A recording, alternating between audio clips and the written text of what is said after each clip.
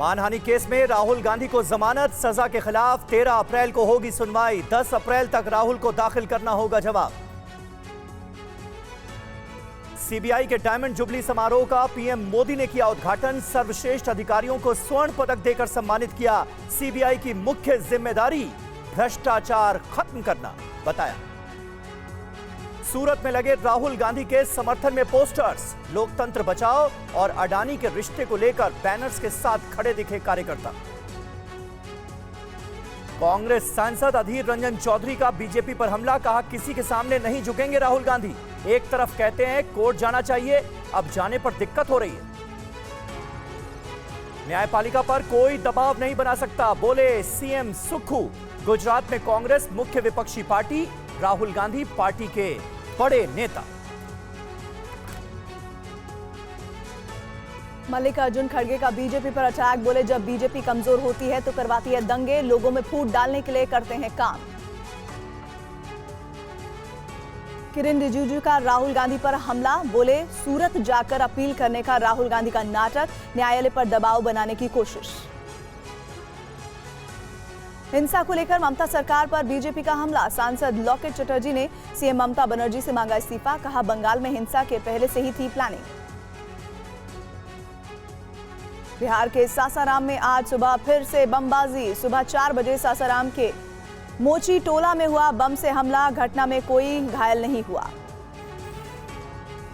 सासाराम में बमबाजी के बाद पूरे इलाके में भारी सुरक्षा बल तैनात, इलाके में भारी तनाव, घटना में कोई घायल नहीं, 130 लोग गिरफ्तार। बिहार के नालंदा में कल तक इंटरनेट सेवाएं बंद, स्कूल कॉलेजों में अगले आदेश तक ताला लगा। हुगली में हिंसा के बाद सरकार का फैसला, आज रात 10 बजे तक रहेंगे इंटरनेट सेवाएं बंद। जम्मू कश्मीर में पाकिस्तान की बड़ी साजिश को नाकाम किया गया, सांबा में संदिग्ध पैकेट में 3 पिस्टल और 4 चाइनीज ग्रेनेड बरामद किए गए। बिहार हिंसा को लेकर नीतीश पर हमलावर हुए रविशंकर प्रसाद, बोले नीतीश कुमार से बिहार संभल नहीं रहा, सीएम पर वोट बैंक की राजनीति हावी। ममता की तरह तुष्टीकरण की राजनीति कर रहे नीतीश, बोले गिरिराज सिंह, बंगाल को पाकिस्तान और बांग्लादेश बनाने की कोशिश। बंगाल और बिहार हिंसा पर केशव प्रसाद मौर्य का तंज, कहा रामनवमी में सुरक्षा देने में फेल रही सरकारें, बीजेपी का नाम लेकर असफलता को छिपाना बना फैशन। भूटान के नरेश जिग्मे खेसर नामग्याल पहुंचे नई दिल्ली, 3 दिन के भारत दौरे पर हैं नेपाल नरेश, राष्ट्रपति मुर्मू और प्रधानमंत्री मोदी से करेंगे मुलाकात। दिल्ली में आम आदमी पार्टी का प्रोटेस्ट, सिसोदिया की गिरफ्तारी के विरोध में हो रहा है प्रदर्शन, पुलिस ने बीजेपी दफ्तर जा रहे प्रदर्शनकारियों को रोका। मनीष सिसोदिया की कोर्ट से को नहीं मिली राहत, 17 अप्रैल तक बड़ी न्यायिक हिरासत, सीबीआई ने कहा जांच में अभी और अहम मोड़। सीएम केजरीवाल ने लिखी पीएम मोदी को चिट्ठी, कहा रेलवे में बुजुर्गों को फिर से मिले किराए में छूट, बुजुर्गों की छूट खत्म करना बेहद दुर्भाग्यपूर्ण। दिल्ली की क्राइम ब्रांच को बड़ी कामयाबी, अवैध हथियार के साथ 2 शातिर अपराधियों की गिरफ्तारी, देसी पिस्टल 5 जिंदा कारतूस बरामद। योग को लेकर मान सरकार की बड़ी पहल, पंजाब में शुरू होंगी फ्री योगा क्लासेस, बड़े स्तर पर रोज योग को अपनाने की मुहिम।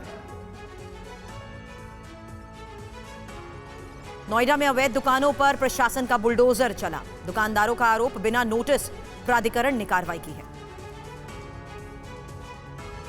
श्रद्धा मर्डर केस में 6 अप्रैल तक सुनवाई टली, वकीलों की हड़ताल के चलते आफ्ताब की कोर्ट में हुई पेशी, लेकिन आरोप पर नहीं हो सकी बहस। उमेश हत्याकांड के आरोपी शूटर्स का नया सीसीटीवी वीडियो आया सामने, अतीक के बहनोई से मिलते नजर आए शूटर्स, अखलाक ने हत्याकांड के बाद शूटर्स को पनाह दी। और अब वॉर ब्रेकिंग का कर रहे हैं सिलसिला शुरू। पहली बड़ी खबर, पोलैंड के विदेश मंत्री ने जर्मनी पर बोला हमला, मदद के नाम पर कागजों में उलझा हुआ है जर्मनी, यूक्रेन में जर्मनी की मदद व्यवहारिक नहीं।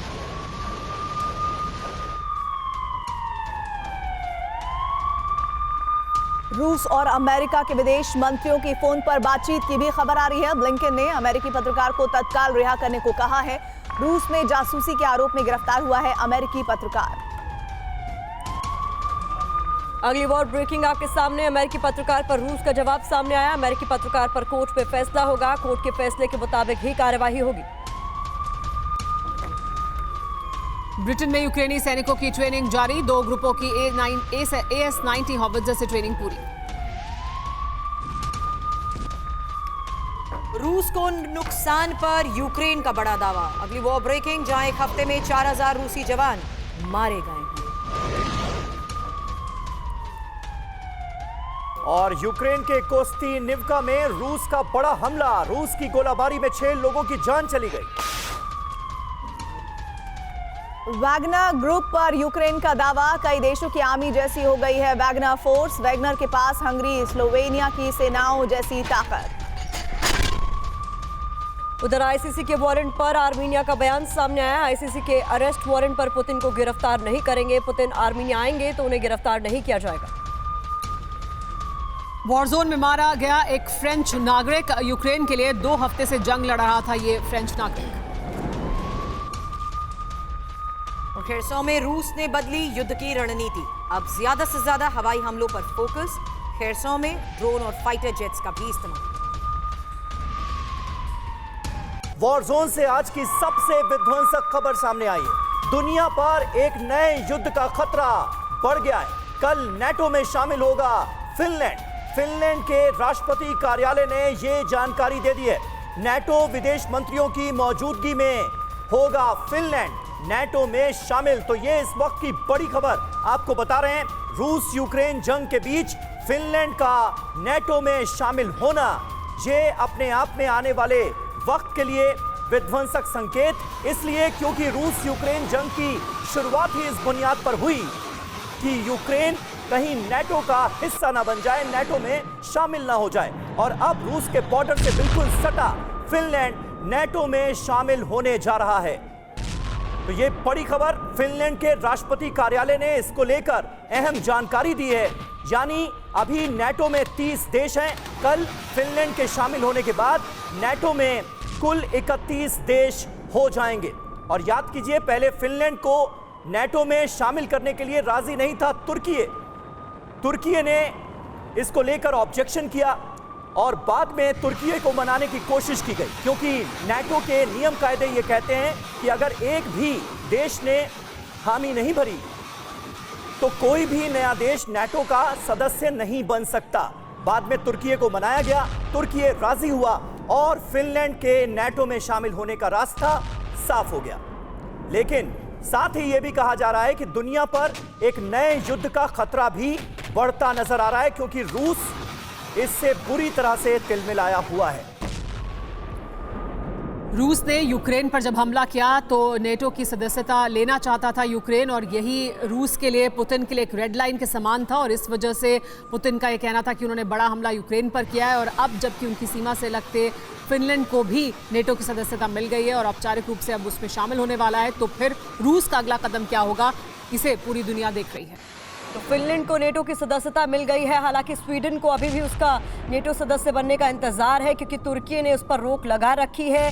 वो राजी नहीं है स्वीडन को नेटो की सदस्यता मिले इस बात पर। लेकिन फिनलैंड के लिए ये रास्ता साफ हो गया है और ये इस वक्त की सबसे बड़ी खबर है। और इसका कितना बड़ा और व्यापक असर होगा ये देखने वाली बात होगी, क्योंकि पुतिन को इस बात से सबसे ज्यादा एतराज रहा है कि कोल्ड वॉर खत्म होने के बाद 50% विस्तार नेटो का अगर हुआ है तो वो कोल्ड वॉर खत्म होने के बाद ही हुआ। देखिए, बड़े खबर, नेटो की सदस्यता मिलने के बाद अब फिनलैंड औपचारिक रूप से इसमें शामिल होने वाला है। फिनलैंड को नेटो का सदस्य बनने का रास्ता साफ हो चुका है। तुर्की और हंगरी के समर्थन करने के बाद, उनकी संसद से पास होने के बाद नेटो की सदस्यता को लेकर तुर्की ने विरोध छोड़ दिया है। तुर्की इसका विरोध कर रहा था, उससे पहले हंगरी भी विरोध कर रहा था। अब फिनलैंड नेटो का सदस्य आराम से बन सकता है, क्योंकि तुर्की की संसद में इस बिल को पास कर लिया गया। फिनलैंड को लेकर रूस में जबरदस्त चर्चा हो रही है। रूस के लिए ये एक बड़ी खबर है क्योंकि रूस में फिनलैंड पर कब्जा करने की मांग होने लगी है। रूस में ये मांग उठ रही है कि अब हमें फिनलैंड पर भी कब्जा करना चाहिए, वहां हमला करना चाहिए, फिनलैंड पर रूस को कब्जा कर लेना चाहिए। ये रूसी मीडिया में खबर लगातार दिखाई जा रही है। जो सरकार के समर्थित पत्रकार हैं वो लगातार इस तरह की बात कर रहे हैं। क्या राष्ट्रपति पुतिन फिनलैंड के लोगों को मुक्ति दिलवाएंगे, ये तक कहा जा रहा है रूसी मीडिया में। फिनलैंड और स्वीडन नेटो सदस्यता के लिए पहले ही अप्लाई कर चुके हैं। हमारे साथ योगेश गुप्ता जी जुड़ गए हैं। आइए उनसे ही जानते हैं कि इस वक्त जो ये हालात बदले हैं, जो फिनलैंड, योगेश जी, जब शामिल हो रहा है नेटो में और फिनलैंड की सीमा सीधे तौर पर लगती है रूस के साथ, अब यहां पर पहुंच जाएंगे नेटो के तमाम हथियार, यानी बिल्कुल रूस के दरवाजे पर नेटो के हथियार पहुंच जाएंगे। रूस के लिए जाहिर सी बात है ये एक रेड लाइन की तरह होगा। क्या हो सकता है अगला कदम रूस का? भाई देखिए, रूस जो है इस बात से कि वो शुरू से ही जो है ये लड़ाई, रूस का जो व्यू है वो इस पर थी कि भाई नेटो की बाउंड्री जो है वो रशिया के पास ना आने पाए। अब ये बिल्कुल उसके उल्टा हो गया है, तो रशिया इस पर नाराज होगा और ये देखेगा कि रूस में खास तौर से नेटो कोई अपने हथियार तो डिप्लॉय नहीं करता। अगर वो नेटो अपने हथियार डिप्लॉय करता है तो उसके फिर रिएक्शन में रूस जो है अपने हथियार जो है वो फिनलैंड की सीमा पर डिप्लॉय कर सकता है। जी, लेकिन योगेश जी, मैं चाहूंगी आप टीवी9 भारतवर्ष के दर्शकों को ये आसानी से समझाएं, क्योंकि बड़ी खबर ये है कि अब फिनलैंड 31वां नेटो सदस्य बन गया है। नेटो सदस्य बनने का अर्थ क्या है, एक देश के लिए कितना महत्वपूर्ण है ये फैसला? क्योंकि यहां पर जिस तरीके से लगातार चर्चा फिनलैंड को लेकर होती आई थी, युद्ध शुरू होने के बाद उसने उसमें जिस तरीके से तेजी हासिल की है, अब आखिरकार सफलता मिल रही है नेटो का सदस्य बनना, तो इसका मतलब क्या है? इसका मतलब देखिए योगेश सर, मैं आपको यहाँ पर रोकना चाहूंगी, मैं जल्द आपके पास लौटती हूँ इस बारे में और चर्चा करने के लिए, लेकिन इस बीच बड़ी खबर का रुख करना होगा, जहां जंग के बीच नेटो प्रमुख जेन्स स्टोल्टेनबर्ग की तरफ से इसको लेकर एक बड़ा बयान आया है, क्योंकि यूक्रेन को समर्थन के लिए मल्टी ईयर प्रोग्राम बनाने की भी बड़ी बात कही जा रही है। हालांकि सैन्य आपूर्ति के लिए मल्टी ईयर प्रोग्राम बनाने को लेकर यह बड़ा फैसला, और नेटो ने यूक्रेन को करीब 65 बिलियन यूरो के हथियार भी दिए हैं। ये बड़ा बयान दिया गया है।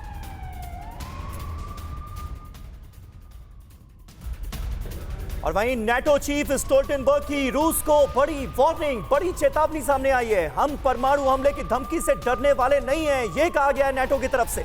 नेटो देश यूक्रेन को समर्थन करते रहेंगे, यानी यूक्रेन को लेकर अपनी प्रतिबद्धता दोहराते नजर आ रहे हैं नेटो चीफ। और इसी के साथ ही फिनलैंड के नेटो में शामिल होने के बाद जो लगातार जानकारियां सामने आ रही है स्टोल्टेनबर्ग के इस बयान को लेकर, वो ये कि वो खुश हैं। वो ये कह रहे हैं कि इस पूरे फैसले को लेकर, फिनलैंड के नेटो में शामिल होने को लेकर, बॉर्डर एरिया का जो दायरा है वो बढ़ जाएगा रूस के साथ। हमारी जमीनी सीमाएं दोगुनी हो जाएगी, जो नेटो को और मजबूती देगी। नेटो महासचिव का ये बड़ा बयान। और सीधे चल देते हैं एक बार फिर से, योगेश जी हमारे साथ जुड़े हुए हैं। योगेश जी, अभी जो सुरभि सवाल कर रही थी वो बहुत मौजूद है ऐसे वक्त में जब हम बात कर रहे हैं कि नेटो वो शक्ति बना हुआ है यूक्रेन के लिए जो रूस को लगातार चुनौती दे रहा है। ऐसे में फिनलैंड का नेटो का सदस्य बनना क्या मायने हैं इसके? भाई देखिए, इसके मायने ये है कि अगर रूस जो है वो फिनलैंड पर या नेटो के किसी और मेंबर पर अटैक करता है, तो वो जो है अटैक पूरे नेटो पर माना जाएगा और उसका जवाब जो है सारे नेटो मुल्क मिलकर अमेरिका सहित वो देंगे।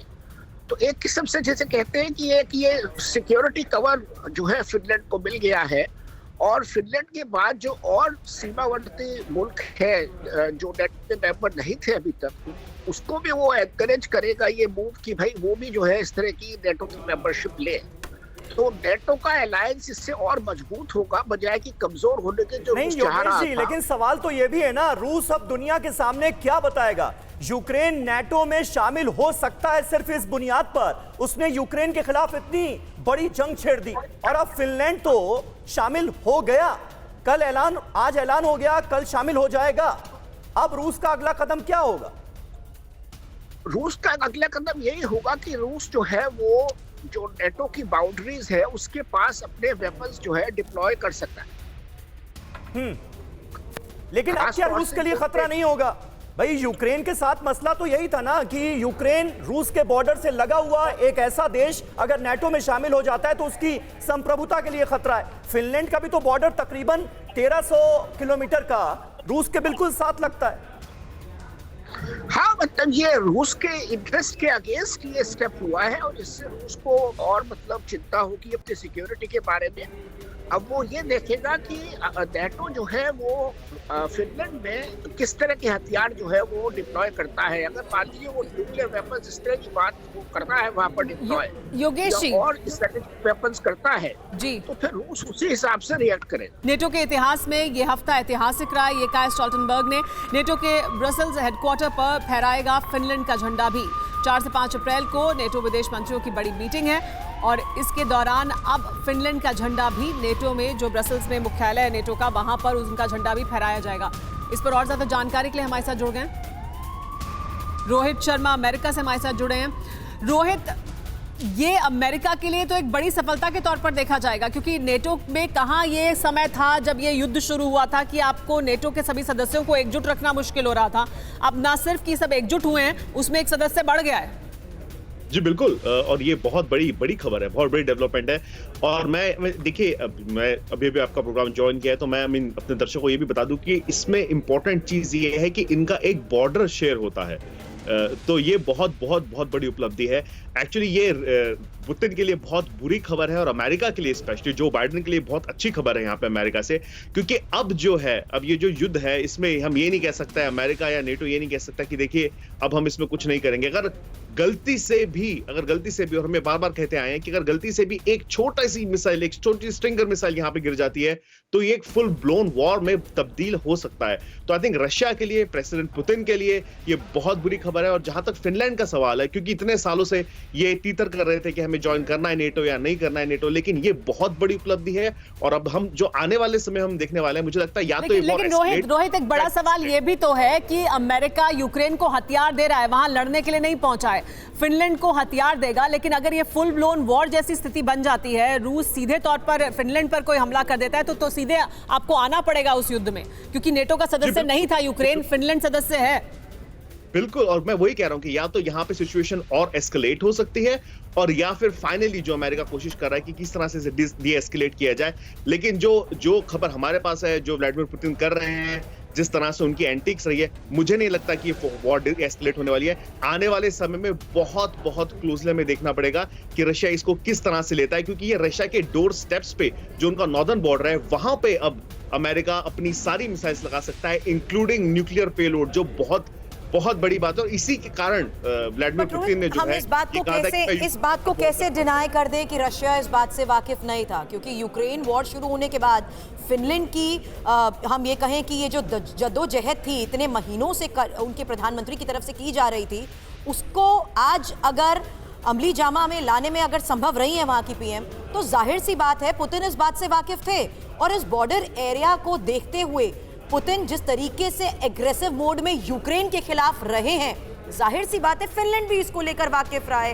अब क्या किया जा सकता है ऐसे माहौल में? क्या फिनलैंड को भी सिर्फ और सिर्फ अमेरिका पर डिपेंड करना पड़ेगा?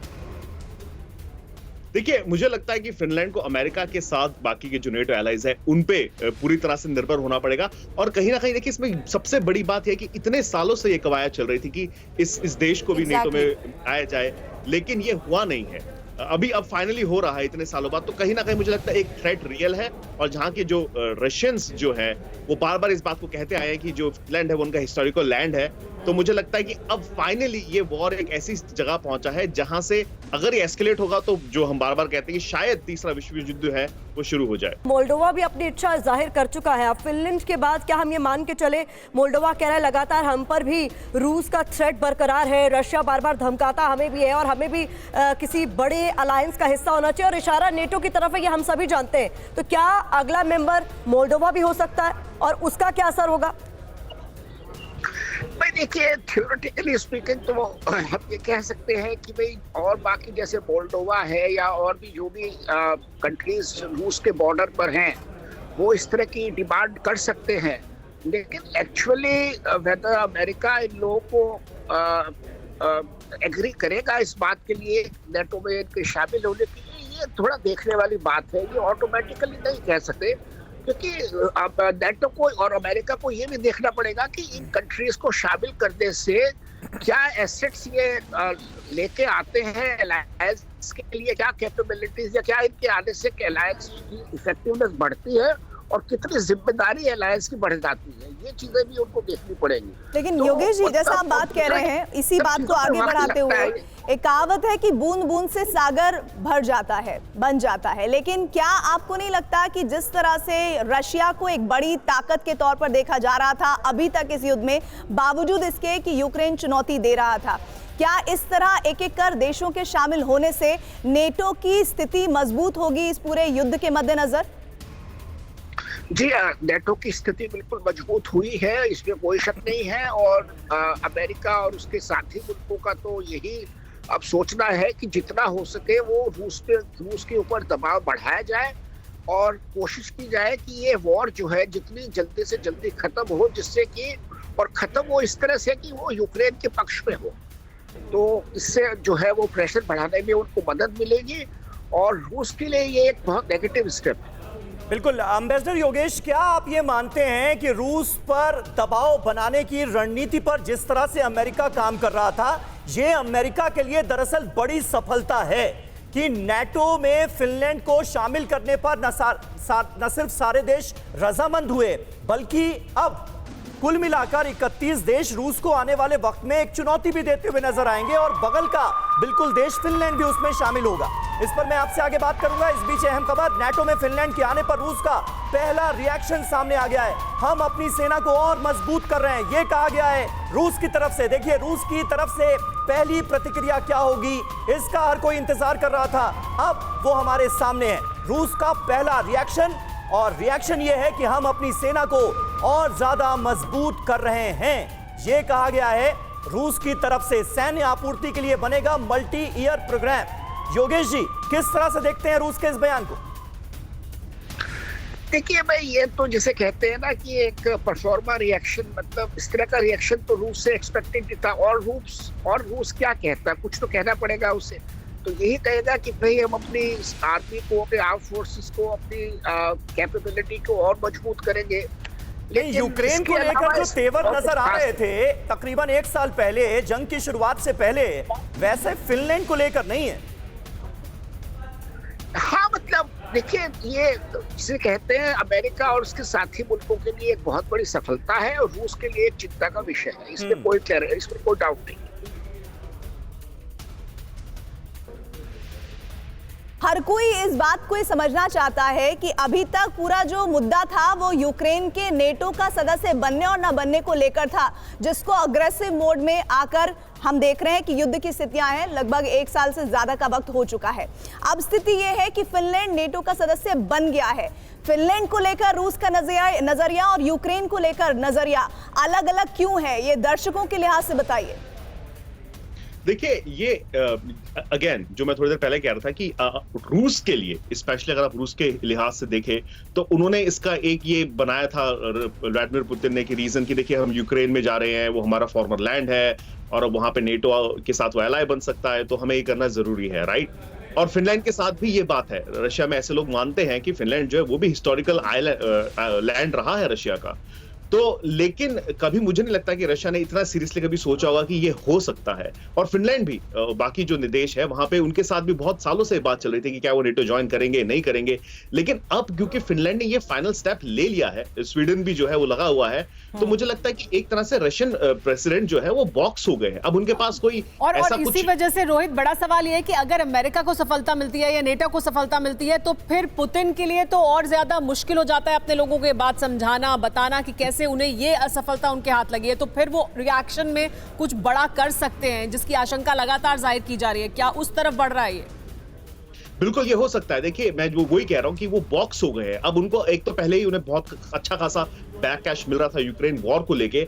अब जब ये चीज हो जाती है तो उनके लिमिटेड ऑप्शंस इसलिए रह जाते हैं क्योंकि अगर वो फिनलैंड के ऊपर किसी तरह की भी कोई हरकत करते हैं तो पूरे नेटो को इन्वॉल्व होना पड़ेगा। ये लिखा गया है, ये बताया गया है। शायद स्टार्टिंग में थोड़ी सारी ये बात हो सकती है कि चलिए let's start with providing Finland, उनको वेपन्स दिए जाए, वो सारी चीज की जाए। लेकिन क्योंकि अब वो एक फुल ब्लोन नेटो आखिर में मेंबर है, रोहित, क्योंकि वॉशिंगटन डीसी से आप हमारे साथ मौजूद हैं, अमेरिका क्या इसे एक अपनी बड़ी कामयाबी मान रहा है कि वो ये कर पाने में सक्षम हुआ?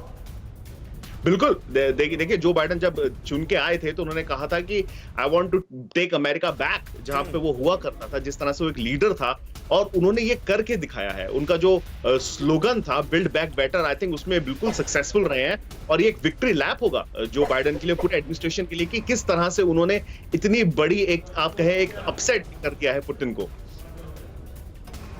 रोहित, कुल मिलाकर अभी फिलहाल ये साफ हो गया है कि फिनलैंड के लिए ये एक बड़ी सफलता है, 31वां नेटो सदस्य बन गया है, और ऐसे में रूस की धमकी के तहत फिनलैंड की चिंताएं आने वाले वक्त में किस तरीके से बढ़ती जा रही है। फिनलैंड के राष्ट्रपति कल ब्रसेल्स जाएंगे, राष्ट्रपति साउली निनित्से कल ब्रसेल्स जाने वाले हैं। नेटो चीफ ने फिनलैंड के राष्ट्रपति के दौरे को लेकर पुष्टि भी कर दी है, और फिनलैंड नेटो का जिस तरीके से 31वां सदस्य बना है, उसी के तहत आज इस महत्वपूर्ण खबर पर चर्चा रशिया के रुख को लेकर भी की जा रही है।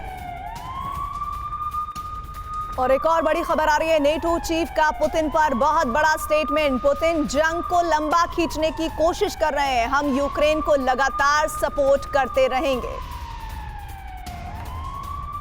एक और बड़ी खबर आप तक पहुंचा दें, नेटो चीफ की चीन को बड़ी वार्निंग भी सामने आई है। रूस को हथियार दिए तो अंजाम भुगतना होगा, चीन ने हथियार दिए तो उसकी बहुत बड़ी गलती होगी। एक और बड़ी खबर, फिनलैंड की नेटो मेंबरशिप पर स्टॉल्टनबर्ग का बयान, मॉस्को तय नहीं करेगा नेटो में कौन शामिल होगा, मॉस्को की धमकियों से हम डरने वाले नहीं हैं। और एम्बेसडर योगेश लगातार हमारे साथ बने हुए हैं, और साथ ही साथ वॉशिंगटन डीसी से रोहित शर्मा हमारे साथ मौजूद हैं। रोहित, बात हो रही है कि ये अमेरिका के लिए कितनी बड़ी कामयाबी है, क्योंकि हम देख रहे हैं अमेरिका ऐसा लग रहा है कि एक पन दो काज के मोटो पर काम कर रहा है। एक तरफ तो हथियार लॉबी जो है वो जो बाइडेन से प्रसन्न है कि जमकर हथियार बिक रहे हैं, और पूरी दुनिया में होड़ सी मच गई है ज्यादा से ज्यादा हथियार इकट्ठे करने की। दूसरी तरफ नेटो और ज्यादा सशक्त हो रहा है, रूस को कहीं ना कहीं एक के बाद एक नए नए झटके मिल रहे हैं। तो अमेरिका तो जो चाह रहा था वो हासिल होता नजर आ रहा है। जी बिल्कुल। और देखिए इसमें हम जो आप जो वेपन्स की बात कर रहे हैं, देखिए फिनलैंड जो है एक बहुत उन चुनिंदा यूरोपियन कंट्रीज में से है जिन्होंने कभी भी वॉर के लिए हमेशा से तैयारी की है। उनके पास अच्छा खासे वेपन्स है, और जो हम बार बार बात कर रहे हैं कि फिनलैंड के पास जो उनकी जो स्ट्रेंथ है, उनकी खुद की आर्मी की अगर हम स्ट्रेंथ की बात करें तो उनके पास कुल मिला के आई थिंक 300,000 ट्रूप्स खुद के हैं, प्लस अराउंड 900,000 रिजर्व्स हैं। तो कहीं ना कहीं नेटो के लिए भी अगर आप समझे कि नेटो के लिए भी इनको ऐड करना बहुत बड़ी बात है। और जहां तक की बात है, फिनलैंड अब खुद अपने पास F-35 फाइटर ले रहा है अमेरिका से, तो ये एक सोची समझी रणनीति है, ये सोचा समझा प्लान है पूरा अमेरिका की, किस तरह से फिनलैंड को तैयार किया जाए और डिटर किया जाए रशिया को। कहीं ना कहीं ये चेताया जाए रशिया को, देखिए कि अब हमारे पास एक एलाई है जिसकी इतनी बड़ी फौज है, उसके पास अच्छे से अच्छे मिसाइल्स है, F-35 फाइटर्स उनके पास आने वाले हैं। तो आप जो है इस वॉर को या तो इसको एंड कीजिए, और या प्रिपेयर रहिए कि एक फुल ब्लोन कॉन्फ्लिक्ट जो है यूरोप में, इसका अंजाम अभी बहुत सारे स्टेटमेंट अमेरिका की तरफ से आने बाकी है, जिसका इंतजार सभी को है। और बड़ी खबर एक और आ रही है, फिनलैंड की नेटो सदस्यता को लेकर रूस में खलबली है। नेटो सदस्यता को लेकर रूसी मीडिया में बड़ी चर्चाएं हो रही हैं। फिनलैंड पर राष्ट्रपति पुतिन कब्जा करे, रूसी मीडिया ये बात कह रहा है। नेटो सदस्यता का रूस करता रहा है विरोध, और अब देखिए फिनलैंड की सदस्यता के बाद रूस में इस वक्त खलबली है। मीडिया के हवाले से जानकारियां आ रही हैं।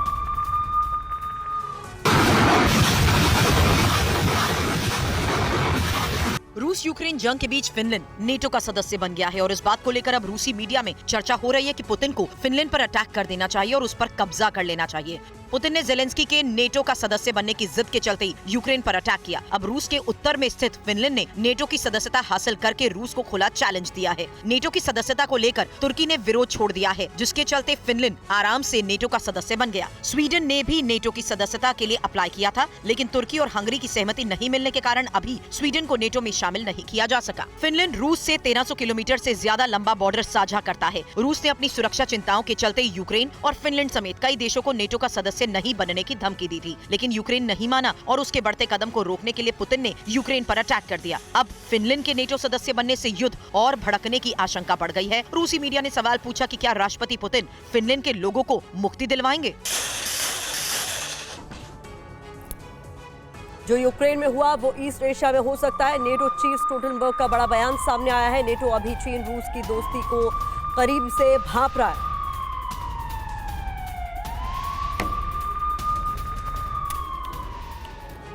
एटमी हथियारों को लेकर रूस का सनसनीखेज फैसला। नेटो की सीमा पर एटमी हथियार तैनात करेगा रूस। बेलारूस में रूस के राजदूत का ये बहुत बड़ा बयान। नेटो से अब सीधे टकराव के लिए तैयार हैं पुतिन।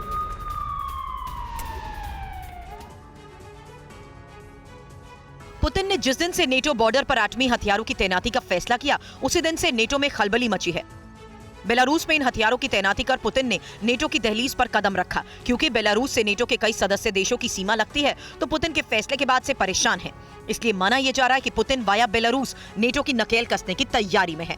पुतिन ने यह भी ऐलान किया कि रूस हर हाल में बेलारूस में एटमी वेपन तैनात करेगा और अमेरिका और यूरोप के शोर मचाने से कोई फर्क नहीं पड़ेगा। बेलारूस में रूस के राजदूत ने ऐलान किया 1 जुलाई तक स्टोरेज फैसिलिटी का निर्माण पूरा हो जाएगा। पुतिन के इस ऐलान के बाद नेटो में इसलिए भी खलबली मची है क्योंकि इसकी जद में सदस्य देश पोलैंड, लातविया, लिथुआनिया भी आने वाले हैं। रूस की इस धमक का अंदाजा इसी बात से लगाया जा सकता है कि अब नेटो ने भी इन 3 देशों के साथ एस्टोनिया में सेना बढ़ा दी है और बताया जा रहा है कि यूक्रेन से जंग शुरू होने पर इन 4 देशों में सैन्य तैनाती 10 गुना बढ़ गई है। ये बात पहले ही कही जा रही है कि पुतिन बेलारूस के रास्ते जंग का नया फ्रंट खोल सकते हैं। यूक्रेन और जेलेंस्की के लिए खबर अच्छी नहीं है, क्योंकि रूस से समझौते के लिए जेलेंस्की को होना पड़ सकता है मजबूर। यूक्रेन के पूर्व राष्ट्रपति लियोनिद कुश्मा के सलाहकार की तरफ से यह बड़ा दावा किया गया। कई देशों में अब वॉर रोकने की मांग उठ रही है।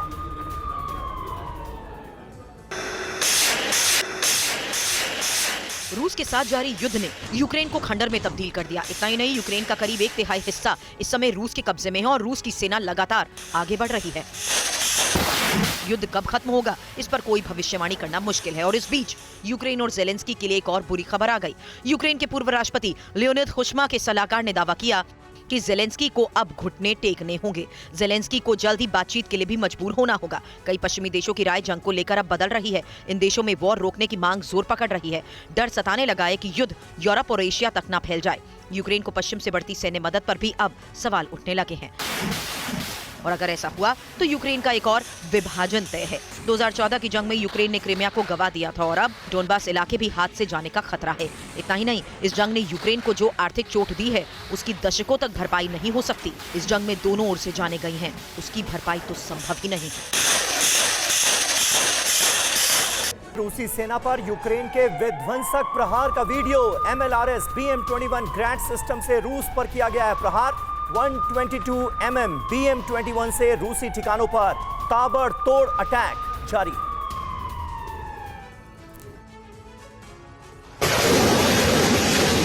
यूक्रेन के जंगी मैदान में तबाही की आग बरस रही है। आग के शोले यूक्रेन की जमीन को झुलसा रहे हैं। ये तबाही कभी पुतिन की सेना मचाती है तो कभी जेलेंस्की के जवान रूस पर टूट पड़ते हैं। ताजा वीडियो में हमला यूक्रेन की तरफ से किया जा रहा है। रूसी सेना पर यूक्रेन के विध्वंसक प्रहार का ये वीडियो बता रहा है कि जंग के 13 महीने गुजरने के बाद भी ना तो आक्रमण कम हुआ और ना ही तेवर में कोई कमी आई। यूक्रेन ने यहाँ पर MLRS BM-21 ग्रैंड सिस्टम से रूस पर जोरदार हमला किया है। जेलेंस्की के जवानों ने 122 mm BM-21 से रूसी ठिकानों पर ताबड़तोड़ तबाही मचाई है। तबाही की दूसरी तस्वीर भी यूक्रेन के जोरदार प्लेटफायर को दर्शा रही है। यूक्रेन ने यहाँ पर रूसी टैंक को तबाह कर दिया। यूक्रेन ने जैवलिन से टारगेट को सेट किया और उसी मोर्चे पर तबाही मचा दी है। यूक्रेन के जंगी मैदान में 81st ब्रिगेड ने मोर्चा संभाल रखा है और जगह जगह रूसी ठिकानों और फ्रंट पर विध्वंसक हमले कर रहा है। यूक्रेन से आ रही तस्वीरें बता रही है कि जंग रोकने से ज्यादा जंग को जारी रखने का जज्बा ज्यादा नजर आ रहा है। आधे से ज्यादा यूक्रेन में जमीनी जंग चल रही है और हाहाकार मचा हुआ है।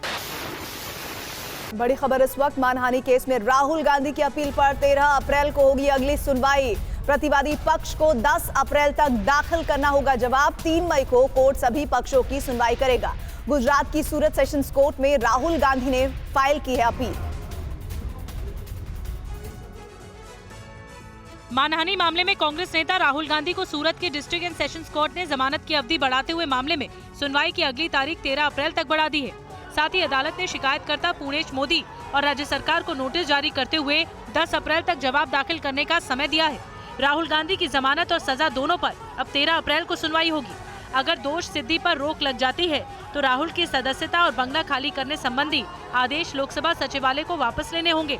अदालत ने सुनवाई के दिन राहुल गांधी को उपस्थित रहने से छूट भी दी है। जब राहुल जी कोर्ट में आए उससे पहले जज साहब कोर्ट में उन्होंने ऑलरेडी अपना पेपर्स पढ़ लिया था, कोर्ट के पेपर्स देख लिए थे। चीमा जी जो सीनियर काउंसिल आए थे उन्होंने बात करी कि ये हमारे लिए इसको थोड़ा जल्दी अगर हो सकता है क्योंकि वक्त कम है, तो इसलिए जितनी जल्दी हो सके उतनी आप अगर कोर्ट को जिस तारीख की वो है वो दे, तो फिर कोर्ट ने उनको 13 अप्रैल का डेट दिया है।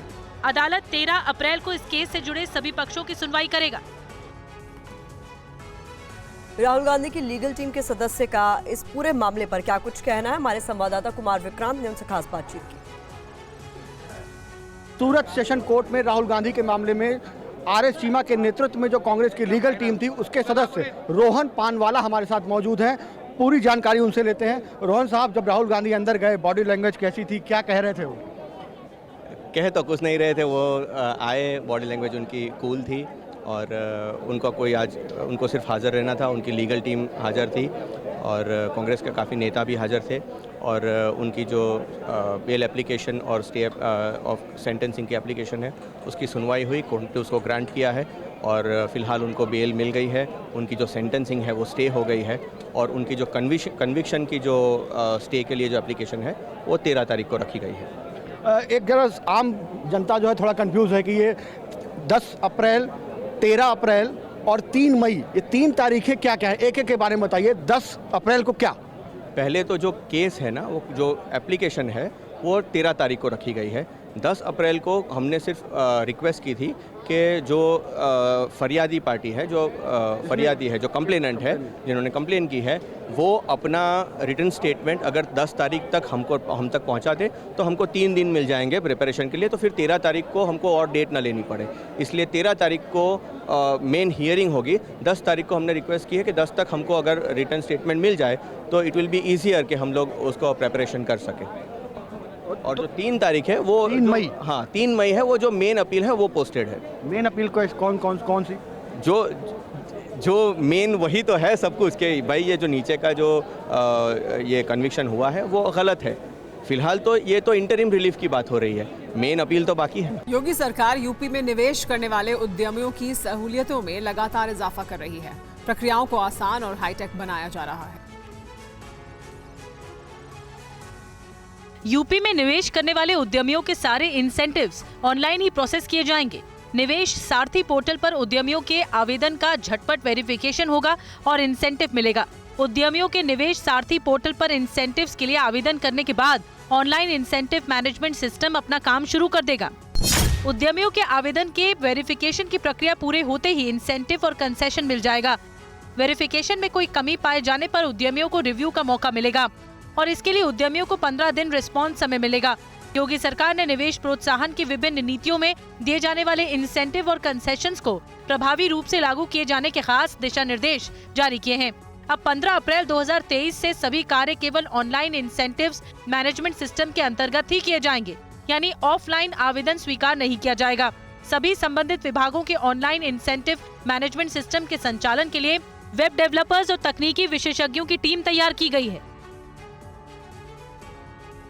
योगी सरकार ने अगले 4 साल में यूपी को बड़ी अर्थव्यवस्था बनाने वाला मास्टर प्लान तैयार किया है। सरकार ने 10 के दम पर राज्य को $1 ट्रिलियन की अर्थव्यवस्था बनाने का टारगेट रखा है। ये खास रिपोर्ट देखिए।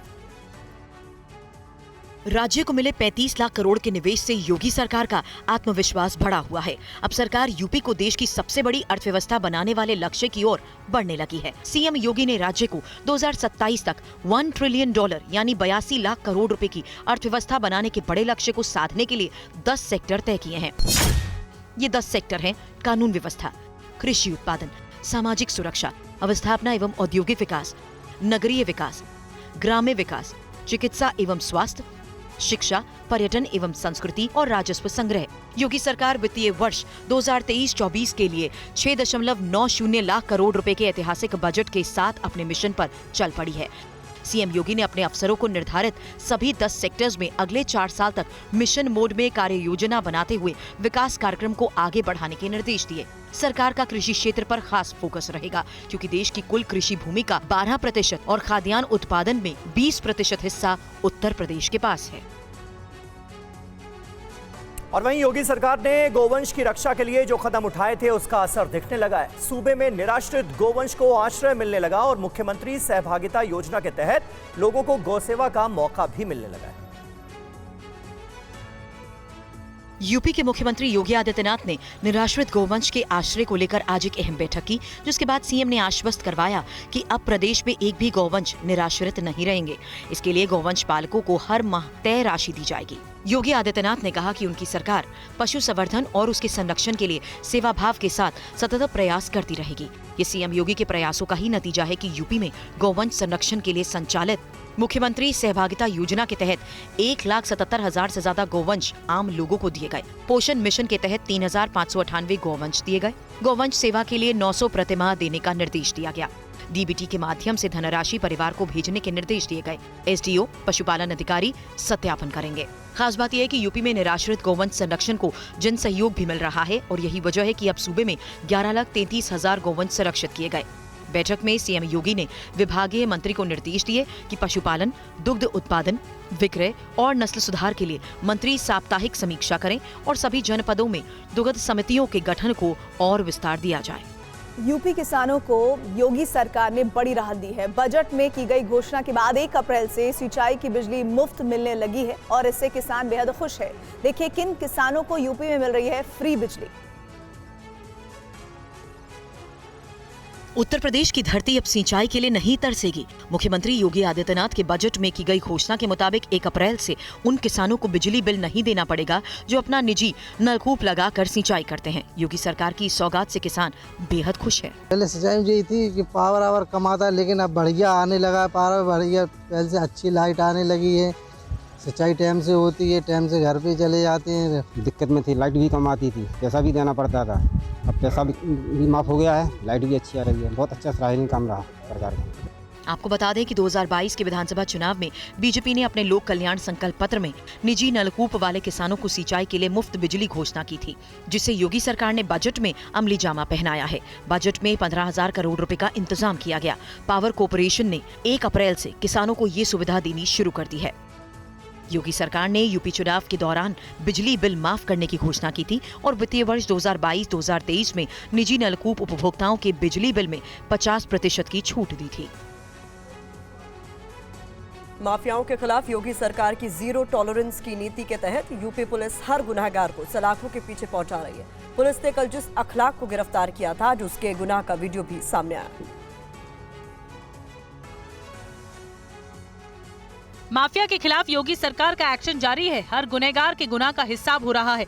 माफिया अतीक अहमद एक गुनाह में भले ही साबरमती जेल की सलाखों के पीछे उम्र कैद की सजा भुगत रहा हो, लेकिन यूपी पुलिस चैन से नहीं बैठी है। उससे जुड़े हर शख्स के गुनाह का हिसाब हो रहा है। अतीक के जिस बहनोई को यूपी पुलिस ने कल मेरठ से गिरफ्तार किया, उसकी साजिश के सबूत सामने आए हैं। डॉक्टर अखलाक ने उमेश हत्याकांड के शूटरों को अपने घर में पनाह दी थी। अखलाक के घर का ये सीसीटीवी तस्वीर देखिए, जिसमें उमेश पाल हत्याकांड का आरोपी बमबाज गुड्डू मुस्लिम अखलाक के घर में आता दिख रहा है। उसके हाथ में एक बैग है। गुड्डू मुस्लिम घर के भीतर आता है, आराम से सोफे पर बैठ जाता है, वह परिवार के लोगों से गले मिलता है। उमेश पाल की हत्या 24 फरवरी को हुई थी और ये सीसीटीवी फुटेज 5 मार्च का है, यानी वारदात के बाद उमेश पाल के हत्यारे कई दिनों तक यूपी में ही मौजूद रहे। वहीं अतीक से पूछताछ के लिए प्रयागराज पुलिस एक बार फिर साबरमती जेल पहुंची है। 31 दिसंबर 2021 में बिल्डर जीशान ने प्रयागराज के करेली थाने में अतीक के बेटे अली के खिलाफ 5 करोड़ की रंगदारी मांगने का केस दर्ज कराया था। अतीक भी इस केस में आरोपी है।